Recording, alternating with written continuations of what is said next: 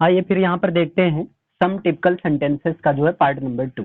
देखो इसमें जैसे एक लोग बहुत ज्यादा यूज करते हैं कि तुम्हें जो है किसकी हवा लगी है ना, बहुत ज्यादा यूज करते हैं तुम्हें किसकी हवा लगी है ना, तुम्हें किसकी हवा लगी है। अब इसको इंग्लिश में कैसे बोलेंगे, है ना, तो इसको बोलेंगे मतलब तुम्हें किसकी हवा लगी है, इसका मतलब तुम किसके प्रभाव में आ गए हो, किसके प्रभाव से ग्रसित है ना, किसके इन्फ्लुएंस में आए हो। तो इसको इंग्लिश में बोलेंगे whose influence are you under. ये थोड़ा स्टैंडर्ड लेवल से बताया जा रहा है। इसको इंग्लिश में क्या बोलेंगे, हुज इन्फ्लुएंस, इसका मतलब किसके प्रभाव में, है ना, whose influence are you under, are you under ये चीज होगा, whose influence are you under. Clear है ना, तुम किसके प्रभाव में या तुम्हें किसकी हवा लगी है, तो whose influence are you under, मतलब तुम किसके इन्फ्लुएंस के अंडर हो, है ना। डन है ना, याद रहेगा। तुम्हें किसकी हवा लगी है क्या बोलेंगे, बोलो, whose influence are you under, साथ में बोलते चलो ताकि याद हो जाए। नेक्स्ट है आपका, तो अगर हम जैसे आपसे क्वेश्चन ही पूछ लें, tell me whose influence are you under, तो आप आंसर क्या दोगे, नथिंग, है ना। अगर किसी की लगी है तो आप बता दो, आई एम इन्फ्लुएंस अंडर, किसी टीचर का नाम बता सकते हो, आई एम इन्फ्लुएंस अंडर। अब अंडर नहीं, विद नहीं, अंडर यहाँ कहना, under Ravi sir. I am influence under मतलब मैं इस पर्सन के इन्फ्लुएंस के अंडर में हूँ, इसका मतलब ये होता है ना। या विद भी बोल सकते हैं, स्पीकिंग में चल जाएगा। चलो ये चीज हो गया। अगला जैसे है, आदमी कहता है ना हाँ हाँ कहते चलो सुन रहे हैं, जैसे जब हुकारी भरवाया जाता है, कहानी वानी सुनाया जाता है, तो आदमी कहता है हाँ कहते चलो, कहते चलो, इसको इंग्लिश में क्या बोलेंगे, यस वी कैन, है ना, yes go on saying. Sir we can saying बोले तो वी कैन सेइंग नहीं, आप दूसरे से कह रहे हो ना, आप दूसरे से कह रहे हो, यू कैन सेइंग आप, या कह सकते हैं यस, हाँ यस कैरी ऑन, हाँ सबसे अच्छा है कैरी ऑन, लोग बहुत ज्यादा यूज करते हैं, carry on keep on, carry on, carry on बहुत ज्यादा यूज होता है। तो यस, है ना, आप बोल सकते हैं, दो चीज यहाँ बोल सकते हैं, एक तो आप बोल सकते हैं गो on saying, go on saying, या आप बोल सकते हैं सिंपल सा कैरी ऑन, कैरी ऑन मतलब जारी रखो, कहते चलो, गो ऑन सेइंग, ठीक है ना। यस कैरी ऑन, लोग बहुत ज्यादा यूज करते हैं, कैरी ऑन वाला ही यूज करते हैं, सिंपल। क्लियर है ना। चलिए फिर सबसे पहले आपने क्या सीखा, तुम्हें किसकी हवा लगी है, इसको इंग्लिश में क्या बोलेंगे, whose influence are you under. दूसरा आपने क्या देखा, हाँ कहते चलो, इसको इंग्लिश में क्या बोलेंगे, yes carry on, carry on, या यस गो ऑन सेइंग। हाँ लिखते चलो, यस गो ऑन राइटिंग। हाँ पढ़ते चलो, yes go on reading studying. तो सर ये कह सकते हैं carry on your writing, carry on, वो कैरी ऑन पूरा चल जाएगा, देखो कैरी ऑन के साथ कुछ नहीं लगाएंगे, है ना, वहां पर यस कैरी ऑन। तो कैरी ऑन में आपका गेस्चर पोस्चर काम करेगा, जैसे आप किसी से कहते हैं, जैसे कोई कह रहा हाँ कहते चलो, तो आप बोलेंगे यस कैरी ऑन, जब आप कैरी ऑन करेंगे तो हाथों से इशारा करेंगे कि हाँ लिखते चलो। लेकिन गो ऑन सेइंग का मतलब कहते चलो, यहाँ से आप नहीं कर रहे हो, इशारा गेस्चर पोस्चर का यूज नहीं करो, तब भी चल जाएगा। गेस्चर पोस्चर ये जो हाथ को हिलाया जाता है, अपनी बातों को समझाने के लिए हाथ का यूज किया जाता है, यही चीज है आपका। बाकी इसकी बॉडी लैंग्वेज में पूरा एक क्लास होती है, इसका पर्सनालिटी डेवलपमेंट का एक पोर्शन है। चलो हाँ बता देंगे बिल्कुल, लेकिन उसके लिए पूरा एक क्लास का भी ले लिया जाएगा। देखिए अगला देखिएगा, परीक्षा, आदमी कहता है ना परीक्षा जो अगले सोमवार से आरंभ होगी या शुरुआत होगी, अगले सोमवार से, अब यहाँ सोमवार समझ लेना या लिख देते हैं, सोमवार से या मंडे से, अगले मंडे से शुरू होगी या आरंभ होगी या स्टार्ट होगी, आरंभ होगी। परीक्षा जो अगले सोमवार से आरंभ होगी। अब इसको आप इंग्लिश में कैसे बोलेंगे, द एग्जामिनेशन विल बिगिन, या यहाँ पर एक अच्छा टर्म यूज कर सकते हैं कॉमन, फ्रॉम मंडे नेक्स्ट या from next Monday. The examination held on next Monday, बिल्कुल बोल सकते हो, ये स्पीकिंग है ना, अगले को समझ में आना चाहिए, है ना। तो यहाँ पर कुछ नए टर्म देख लो। थोड़ा टफ लगा। एक चीज है आपका, बिल्कुल लगेगा भाई, स्टैंडर्ड का थोड़ा, है ना, इसी बहाने आपका वोकैब भी तो तैयार हो जा रहा है। द एग्जामिनेशन शैल या बिल, आप जो चाहो यूज कर दो, कोई दिक्कत नहीं। द एग्जामिनेशन बिल या शैल। कॉमेंस, एक नया टर्म है कॉमेंस, है ना। कॉमेंस, आप कॉमेंस के प्लेस पर आप यूज कर सकते हैं बिगिन, या आप यूज कर सकते हैं स्टार्ट, या आप यूज कर सकते हैं हेल्ड यूज कर सकते हैं, है ना। और फ्रॉम नेक्स्ट मंडे या फ्रॉम मंडे नेक्स्ट, यहाँ पर आप जो चाहो, चाहे फ्रॉम नेक्स्ट मंडे बोल दो और चाहे आप क्या बोल दो, फ्रॉम मंडे नेक्स्ट, बात वही हुआ। डन। तो द एग्जामिनेशन बिल कॉमेंस, या कॉमेंस मीन्स बिगिन, स्टार्ट या held from next Monday. Clear है, समझ में आए। तो चलो एक बार पहला सेंटेंस क्या बताया गया था, तुम्हें किसकी हवा लगी है, whose influence are you under। दूसरा, हाँ कहते चलो, yes carry on, yes carry on या यस गो ऑन सेइंग, हाँ लिखते चलो, यस गो ऑन राइटिंग, है ना। चलो तीसरा भी आपने देखा, परीक्षा अगले मंडे को होगी, क्या बोलेंगे, द एग्जामिनेशन बिल बिगिंस या बिल स्टार्ट या बिल हेल्ड या बिल कॉमेंस, है ना, फ्रॉम नेक्स्ट मंडे या फ्रॉम मंडे नेक्स्ट, बात वही। चलो अगला सेंटेंस है, ऐसे विद्यार्थियों से सदैव दूर रहो जो अपना समय नष्ट करते, है ना। ऐसे विद्यार्थियों से, सर दोस्त का मतलब क्या होता है?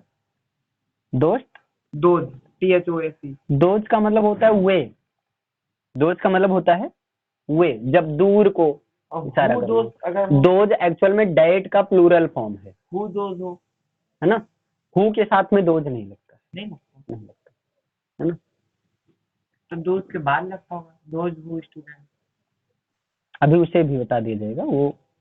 देखो ऐसे विद्यार्थियों से सदैव दूर रहो, सदैव दूर रहो, थोड़ा राइटिंग एडजस्ट कर लीजिएगा आप लोग।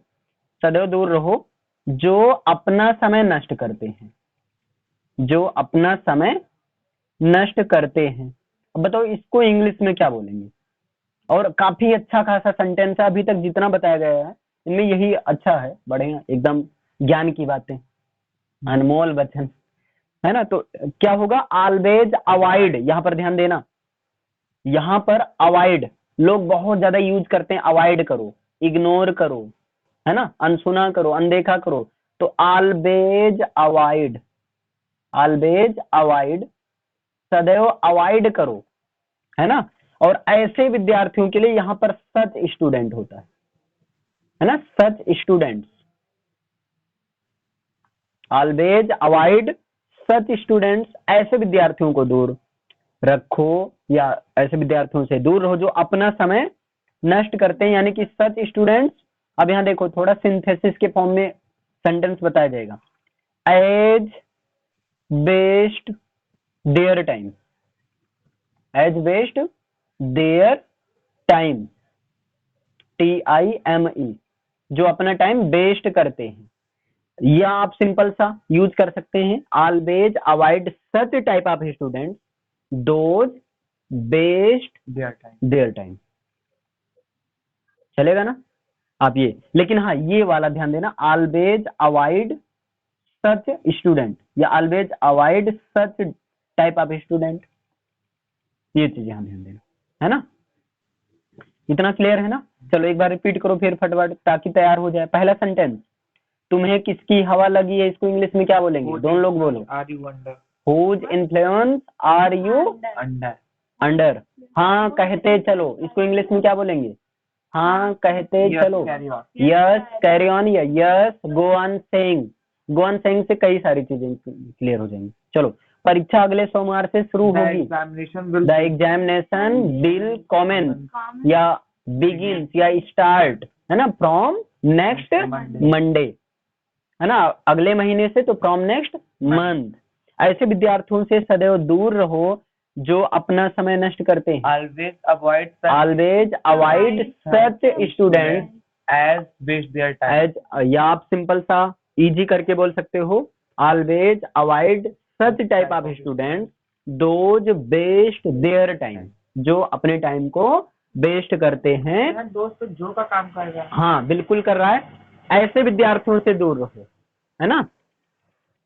कैसे, जो मतलब विद्यार्थियों, ये विद्यार्थियों के लिए आया है, कई सारे स्टूडेंट के लिए दोज का यूज हुआ है, और यहाँ पर हम इशारा भी तो कर रहे हैं, उन सारे विद्यार्थियों से नहीं, उन विद्यार्थियों से दूर रहने के लिए सजेस्ट किया जा रहा है जो समय वेस्ट करते हैं। तो दोज, देखो दिस का यूज पास की वस्तुओं को संकेत के लिए किया जाता है। जैसे हम कहते हैं यह एक मोबाइल है, दिस इज अ मोबाइल, वह एक मोबाइल है, डेट इज अ मोबाइल।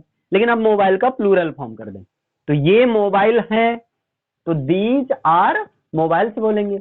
लेकिन हम कह दें वह मोबाइल है, यहाँ तो ठीक है, डेट आर मोबाइल, क्योंकि संकेत कर रहे हैं। अब यहाँ ही इज मोबाइल, ऐसा तो करेंगे नहीं, है ना।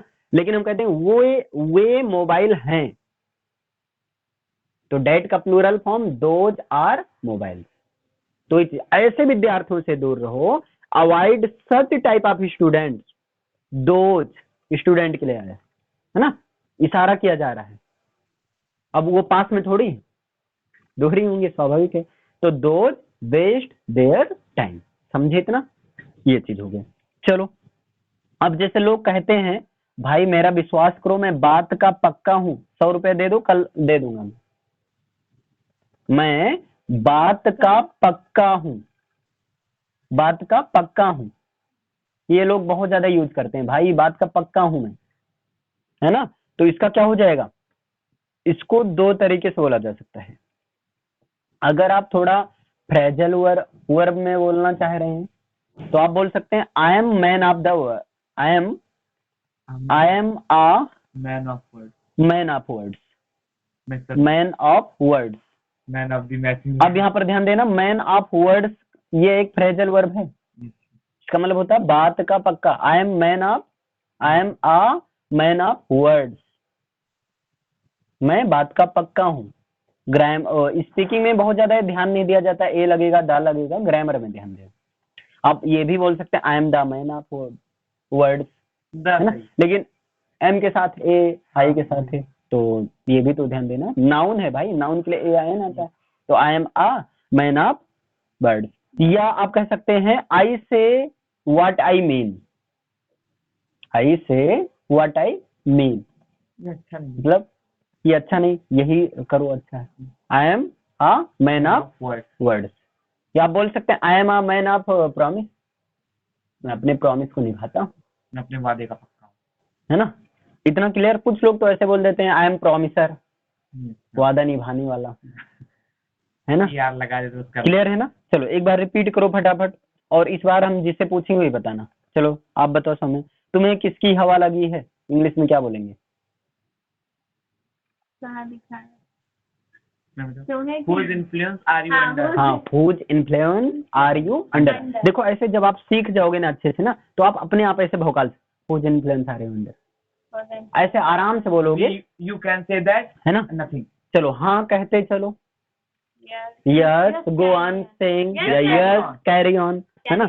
परीक्षा अगले महीने से होगी। The examination will commence will commence या बिल बिगिन या बिल स्टार्ट या will held from next month. चलो ऐसे विद्यार्थियों से सदैव दूर रहो जो अपना समय नष्ट करते हैं। always avoid such students as waste their time. हाँ हाँ, always avoid such type of student those waste their time. ये आप As avoid their एकदम time. ट्रांसफॉर्मेशन में लिख रहे हैं, कोई दिक्कत नहीं। या आप बोल सकते हैं always avoid such students as waste their time, है ना। मैं बात का पक्का हूँ, I am a man of I am a man of words, है ना। चलो एक लास्ट सेंटेंस है, काफी अच्छा सेंटेंस है, जो कुछ भी होता हो तुम शांत रहना। जैसे आदमी कहता है ना कुछ भी हो तुम मत बोलना, है ना। 5 हो गया, लेकिन एक सेंटेंस और देख लो। 6 हो गए। जो कुछ भी होता है, जो कुछ भी होता है ना, होता हो, सॉरी है नहीं, होता हो तुम शांत रहना, मतलब तुम चुपचाप देखना, तुम चाहे जो जाए तुम बोलना नहीं। हाँ तुम शांत रहना, आदमी कहता है ना, जो बहुत ज्यादा भड़कालू रहते हैं, भैया तुम शांत रहना, हाँ, जो हो रहा जो कुछ होता है हम निपट लेंगे, तुम मत बोलना, है ना। तो इसको इंग्लिश में क्या होगा, कीप काम या कीप क्वाइट, है ना, कीप क्वाइट या you keep quiet, what happens, what ever happens. अब ये बहुत अच्छा सेंटेंस है। देखो सबसे पहला नंबर इसके लिए जान लो, जो कुछ भी होता है होने दो। एक ये भी होता है ना, जो कुछ भी होता है, इसको इंग्लिश में बोलेंगे व्हाट एवर, व्हाट के साथ एवर लगा दो, है ना। एवर, और किसी के भी साथ एवर लग जाएगा ना, तो उसका जैसे हुज एवर, मतलब जिस किसी को भी, whoever want to go can go, जिस किसी को भी जाना हो या जो कोई भी जाना चाहता हो जा सकता है, और हुम एवर होगा, सॉरी। तो यहाँ व्हाट एवर मतलब जो कुछ भी, और हैपेंस मतलब होता है। तुम शांत रहना, keep quiet, you keep quiet, what ever happens you keep quiet. यहाँ से एक और याद रखो, जैसे लोग कहते हैं जो कुछ होता है होने दो, जो कुछ होता है होने दो, तो व्हाट एवर हैपेंस हैपेंस। अगर ये बोले जो व्हाट एवर हैपेंस मतलब जो कुछ भी होता है हैपेंस होने दो। अगर सर ये हो जो कुछ हो रहा है होने दो, हाँ, जो कुछ हो रहा है होने दो, तो सेम यहाँ भी है। अरे जो कुछ होता है या हो रहा है, बात तो वही है ना, कंटिन्यू ही तो चल रहा है। तो व्हाट एवर हैपनिंग आप बोल सकते हो, अगर बहुत ज्यादा आप डिफरेंस करना चाह रहे हो तो what ever happening happening you keep quiet. या लोग कहते हैं जो हुआ अच्छा हुआ, what happened so good happened.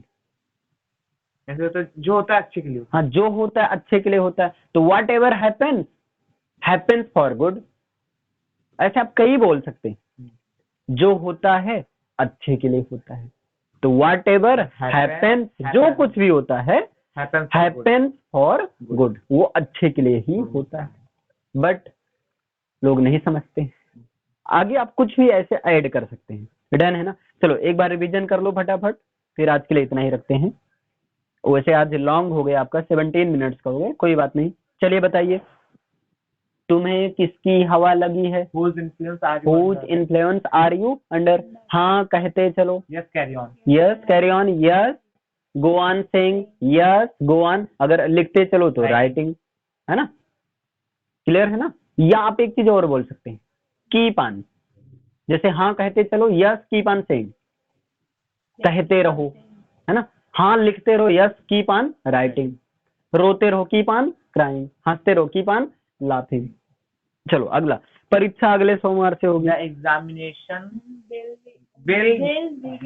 The examination will held from या कमेंट्स या हम कुछ भी, या विल स्टार्ट, सबसे अच्छा स्टार्ट है ना। The examination will start from next month. लेकिन सर कोई चीज होने के लिए हेल्थ ज्यादा सुटेबल होता है। हाँ करने करने के लिए। देखो ये स्पीकिंग, स्पीकिंग में तो ज्यादा सुटेबल स्टार्ट ही है नहीं, है ना। स्टार्ट देखो, स्पीकिंग का मतलब ऐसी लैंग्वेज बोलो अगले को समझ में आ जाए, तुम्हें अपना नहीं दिखाना है ना।